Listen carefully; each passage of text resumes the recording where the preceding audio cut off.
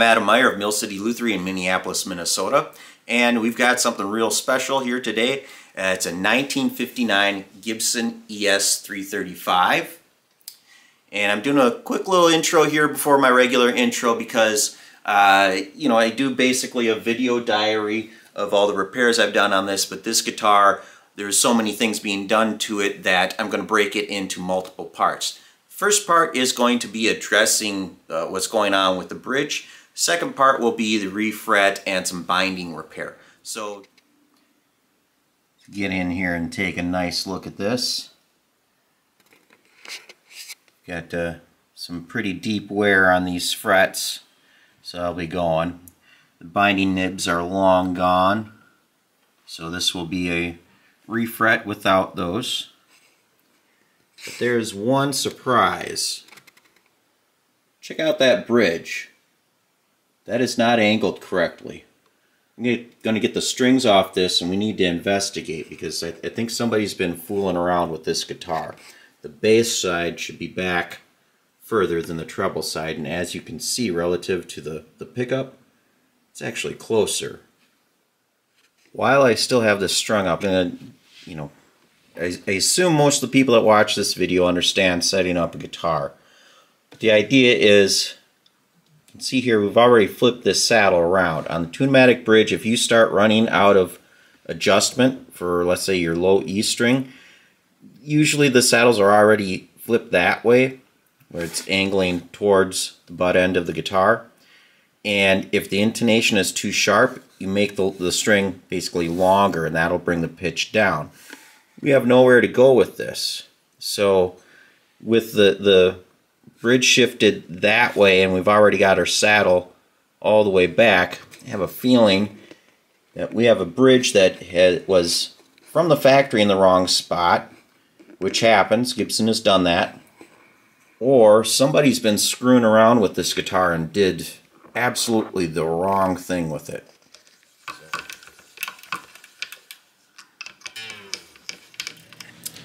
Alright, so I've coiled up the strings. We'll be using this to test out intonation. Get the bridge out of the way. Let's see what we've got here. And I think I see the problem.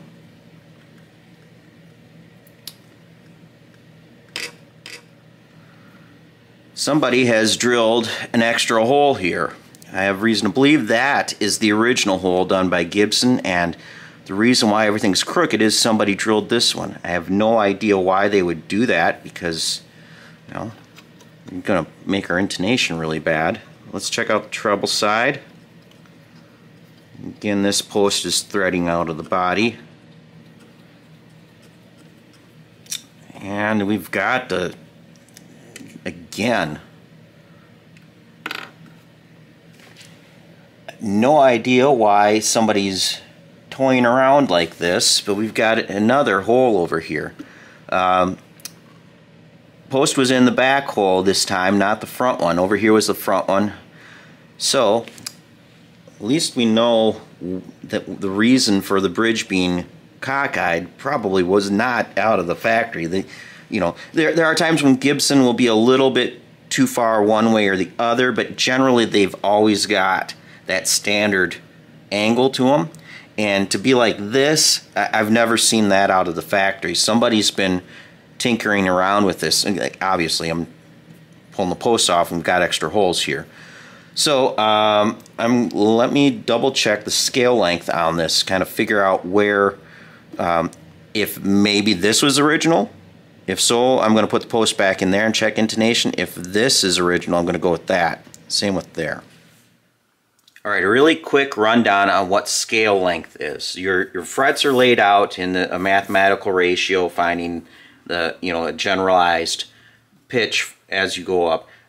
You'll obviously, everybody's noticed how the frets get closer the further you go up. That's part of that ratio. Now, to establish the scale length of this guitar, that is from the front of the nut slot to where your most treble string intonates. So it'd be the high E on the string. And also, nut to 12th fret, double that, and you'll get your measurement. Gibsons are most commonly a 24 3/4. I have a fret scale, ruler here. Gibson 24 3/4. It's not exactly 3/4, but it's pretty darn close to that. So we line this up. See, 12 is right there. Now, if I just bring it down and put 0 at the 12th fret, I can see that the back hole on the treble side, that's pretty much right where the 12 is. So that's going to be closer. I'm going to put the post back in there, and we'll get this strung up again.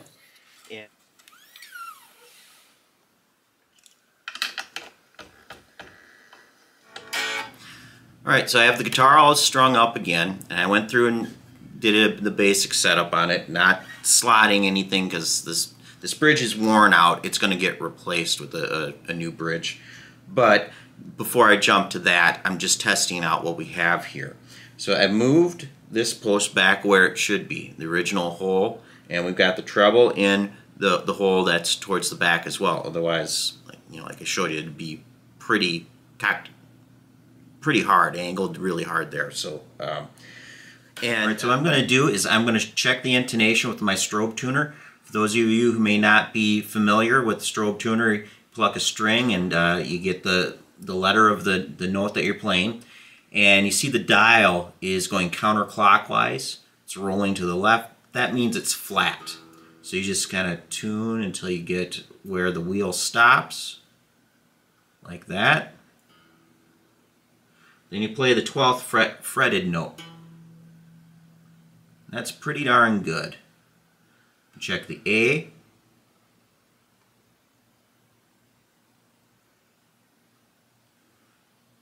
Fret at the 12th.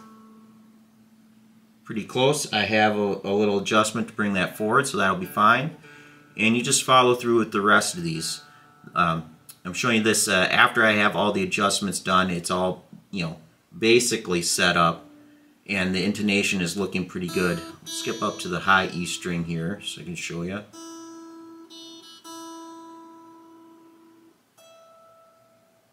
Yeah. I will also do things out of order for how I like to do them. I always like to do the refret, dress the frets and everything, get this all perfected before I go through and slot new saddles. But just to confirm that we've got everything in place, I'm going to go ahead and get the new bridge slotted. Start the slots just a little bit so they're held in place, and make sure that it still intonates. If we're just a tiny bit off, that's not any reason to go drilling a 3rd hole. If it's close, where it's just nobody's really going to notice until you put it on a tuner, that's going to be perfectly fine. We'll stop at that point. So here's the original ABR1 bridge. I've put a new Tone Pros replacement on. It's super easy. All you do is slack the strings. You can take this off, put the original back on. You're not altering anything.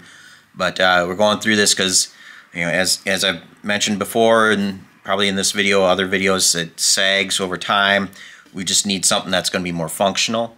I'm going to go through and get these saddles slotted to space out evenly over the fingerboard, and also to match, or get as close as I can to matching the fingerboard. On these older guitars, Gibsons are almost always 12-inch radius, but possibly from the nibs being taken off, also just from age, wood doesn't stay perfectly straight. We've got more of a 10-inch radius on this. So I'm going to go through, line these up, mark them out, get them all slotted up again, get the guitar in tune, check the intonation, and I'll get back to you on how everything's looking. And hopefully everything just turns out perfectly fine with this, and we can go forward with patching the holes in the body.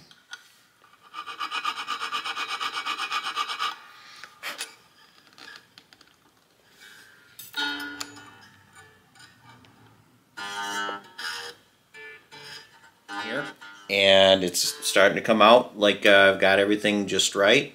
I'm pretty close here, drifting just a tiny bit sharp, and that's still just a tiny bit sharp. That I gotta go a little bit further, but we then know that our bridge location is good. We can fill the extra holes and not have to worry about doing any type of alteration with the original holes. Everything's going to be good with them. So, right, got it. Everything taken off the guitar. And the idea is I'm going to take some wood dowel. I'm going to put it in the holes that I'm plugging. I'm going to mark it, but then I'm going to cut it so that when I put this in and glue it in, it's a little shy of the surface. It's going to be recessed down below. The reason why I'm going to do that, the very top, I'm going to put in a little bit of wood filler. This is a kind of maple colored, basically it's just kind of a neutral color on top. The idea that I'm going for here is if I simply cut this off and sanded it flush to the top, when you put finish on the top of it, it's going to be darker than everything else. And you probably notice that this area is real pale yellow. So I'm going to put a very thin layer of this on top and try and blur the outline of the circle as much as I can. I might even like kind of bevel the edges back a little bit so that when I put this in, sand this level to the top, I can then airbrush color over it. And that way I'm not going to have a spot that's darker than everything else around it. Or if I'm trying to airbrush on top of it, I'm not having to put on a bunch of color on top of it to hide that the spot's darker than everything else. Plus, I don't want that outline. So this I'm going to use to try and blur that outline so I can spray just a faint amount of color over the top of it and just have it kind of fade away into the rest of everything. There really isn't another way to, on a transparent finish, to hide a repair like this. So I'm just trying to, you know, do a little smoke and mirrors. So if anybody ever took this apart, they're not immediately going to have their eye drawn to that. It's going to be faded, kind of blurred away, and hopefully nobody ever notices it. I'll try to get a better close-up, make sure everything's in focus for you when I'm done here. But I beveled back the top edge of this hole that I'm repairing. I just took out my countersink bit from my drill bits and just by hand twisted it there a couple times. I'll do the base side.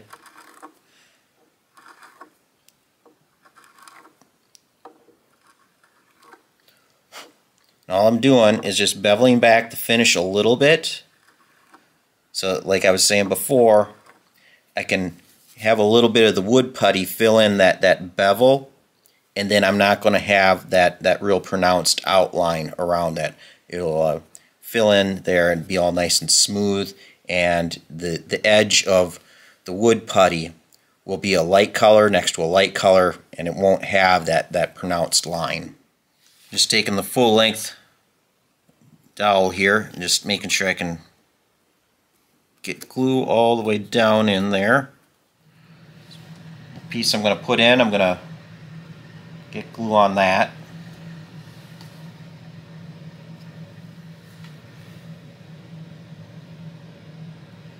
Just push it down until it's just below the surface. Hopefully I'm close enough that I bottom it out, but it's going to be pretty darn close. Yep, I'm maybe like a 32nd of an inch below the surface on both of these, so got plenty of room to put in a little putty, but it's not so much putty that we've got a weak hole. This wood filler is water-based, so I added, kind of dries out in the container a little bit. I added some to, you know, make it a little more user-friendly here. Just gonna put a little in.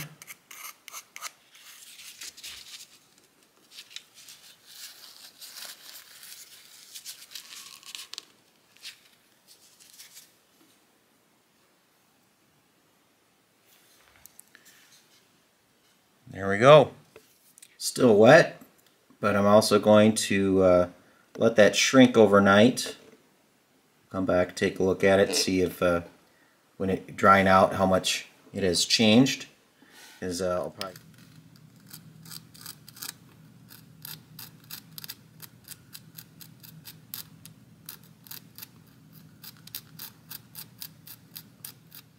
Just a little bit of sealer before I start spraying on here.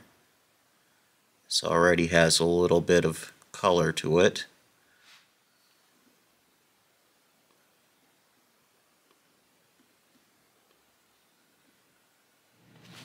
Alright, so now I need to establish a color for spraying over the holes that I plugged.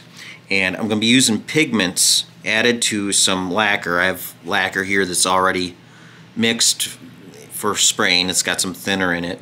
I'll be adding the color to this. Now I'm using pigments, not a stain, because if I need to try and hide something, adding more stain will make it darker and darker and darker.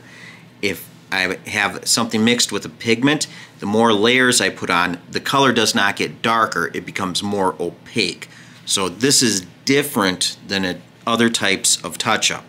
So I'm just going to mix a sample of just the pigment in the cup and compare it to the guitar, see how close I can get it. Then I'm going to put it in a glass container with some lacquer, because this will, make it transparent, because I'm going to be putting layers on, and I don't want to have it fully opaque. I want to kind of just fade the edges away. So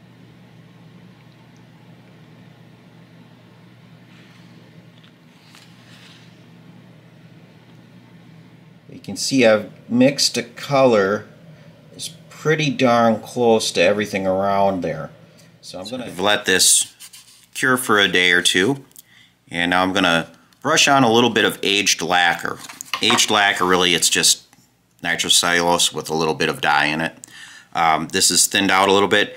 As you can see, nitrocellulose is not actually clear. It's very slightly yellow. When you spray it on thin enough, it appears to be clear. But to make it look like it's aged, I add some vintage amber stain to it. So it just takes very little to get the effect you're looking for. So I'm just going to put this in a smaller jar and mix a tiny bit, and I'll brush a sample on so that I can compare this to the original finish and see just how close I am to having everything match.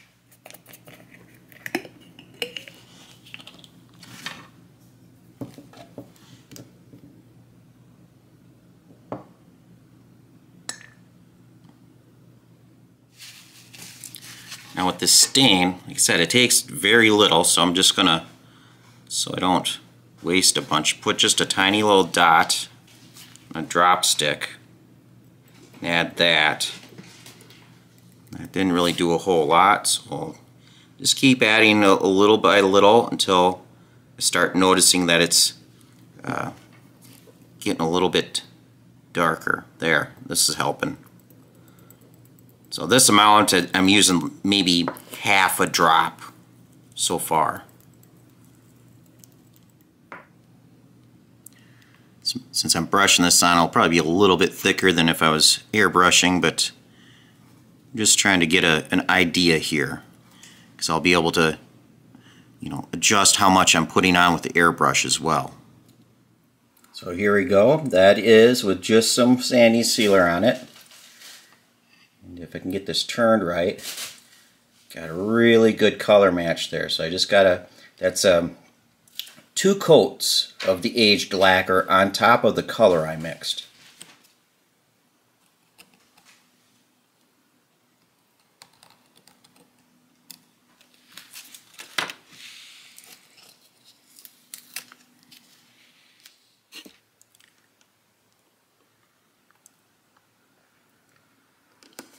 Go. Pretty well centered. And now I'll make one for the treble side. So like I said before, I don't want to be taping on this finish very much at all. So it's just the stencil, then I tape to the stencil. Got tape on the pickup ring. And I'm just going to keep going around filling in little pieces so that it's the only tape on there is around the holes I'm filling.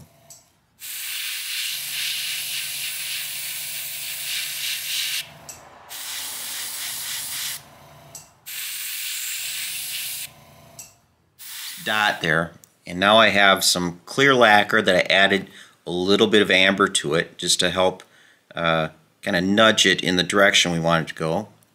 I'm just going to lightly brush it on from the center and kind of push it out to the edge.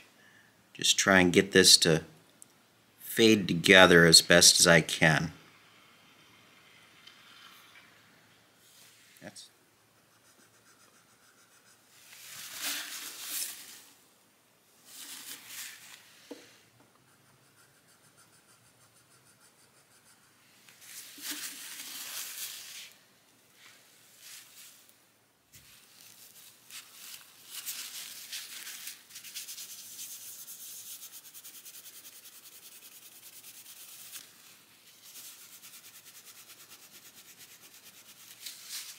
With the original bridge posts, I was able to just grab them, pull them out, because they've obviously been tampered with before, since, obviously they moved them.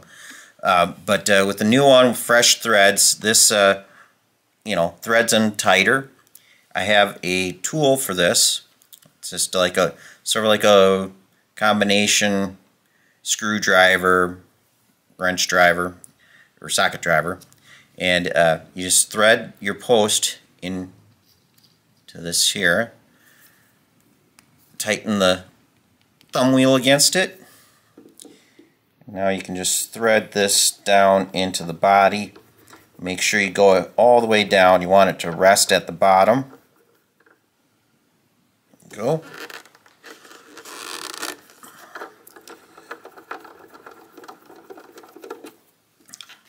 Now if the body holes were real loose, a lot of wiggle room, you can go through with filling them and re-drilling, or you can add a little bit of glue onto the threads of the bridge post, and that'll help take up some of the gap. On this guitar, I'd probably use either wood glue or a hide glue because of the age, and also don't want to risk getting any super glue or anything else on this finish. Can barely see where the hole repair is. We come over on this side, of course, we've got the thumb wheel in the way, the pickguard is partially in the way. Definitely not going to notice it over there, just trying to get a good look here. Now if we also take a look at the relicking of the finish, everything is blending together pretty good.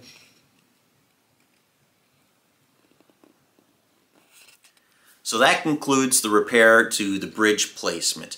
In the next video, I will be doing the refret and binding repair and all the other little details with this. So I'll add a little link or tag, whatever it's called, at the top corner, so you can just jump right to that video.